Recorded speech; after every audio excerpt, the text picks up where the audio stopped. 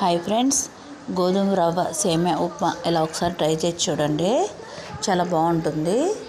ఇదిగోండి 200 గ్రాములేమో గోధుమ రవ్వ తీసుకున్నాను, 100 గ్రాములేమో సేమియా తీసుకున్నాను. అలా అయితేనే క్వాంటిటీ బాగుంటుంది. మరి 50 గ్రాములు 10 గ్రాములు సేమియా తీసుకుంటే మీకు సేమియా టేస్ట్ గోధుమ రవ్వ టేస్ట్ తెలియదు ఫ్రెండ్స్. ఎక్కువ గోధుమ రవ్వే డామినేట్ చేసేస్తుంది.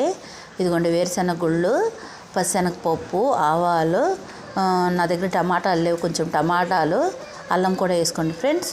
వేసుకుని మొత్తం తాలింపు అంతా ఫ్రై అయిపోయిన తర్వాత అదే ఉల్లిపాయ పచ్చిమిరపకాయ ఉప్మాకి ఎలా చేస్తామో అలా చేసేసి వాటర్ సేమ్ కొంచెం ఎక్కువ పోసుకోండి ఫ్రెండ్స్.